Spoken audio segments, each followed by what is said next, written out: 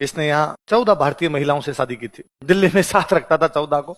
इसकी फोटो है वैसे, बीच में खुद बैठा है, 7 इधर बैठी है, 7 इधर बैठी है, 15 मिलके हुक्का पी रहे हैं। तो बीच में हुक्का रखा हुआ है और हुक्के की वो जो पाइप होती है वो लंबी कर रखी है उन्होंने, और खुद खींच रहा है, तो सुट्टे तो ही मार अपने।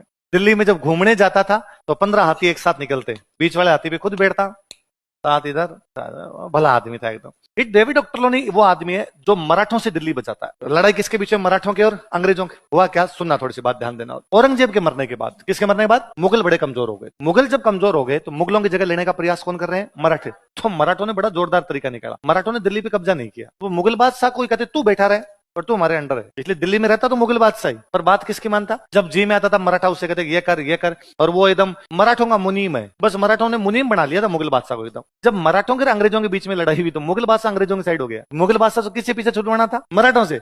तो मराठों ने कहा अब हम दिल्ली पे कब्जा करेंगे। इस मुगल बादशाह अंग्रेजों की तरफ जा रहे हैं, तो अब मराठे कब्जा करने के लिए कहां पे जा रहे हैं? दिल्ली। तो मुगल बादशाह ने अंग्रेजों को कहा भाई रे, इनसे डर से तो तुम्हारे पास आया था, और ये वापस आ रहे हैं तो मेरे को तो मरा देंगे। तो अंग्रेजों का चिंता है मत कर, अंग्रेज दिल्ली पर कब्जा नहीं करने देते, मराठों को वहां से निकाल देते हैं। वो जो दिल्ली बचाता है वो अंग्रेज कौन था? डेविड ऑक्टरलोनी, दिल्ली का रक्षक। दिल्ली का रक्षक। रक्षक के लिए एक शब्द होता है नसीर। क्या शब्द होता है? नसीर का मतलब क्या होता है? रक्षक। तो मुगल बादशाह ने कहा तू तो नसीर है दिल्ली है, तो क्या है? दिल्ली का रक्षक है। तो उसको बड़ी अच्छी उपाधि लगी, उसने कहा अरे जोरदार है, अपना नाम आज से क्या है? नसीर। अब राजस्थान में मराठों का एक अड्डा है अजमेर। भाई अजमेर क्या अपने कोयटा में पृथ्वीराज चौहान की राजधानी थी। पृथ्वीराज चौहान हार गया तो दिल्ली में तुर्क आ गए, तो तुर्कों ने अजमेर को अपना अड्डा बना लिया। तुर्कों के बाद मुगल आए तो मुगलों ने अड्डा बना लिया। मुगलों के बाद मराठा आए तो मराठों ने अड्डा बना लिया। अब यदि अंग्रेजों को राजस्थान कंट्रोल करना है तो मराठों से क्या छीनना पड़ेगा? अजमेर।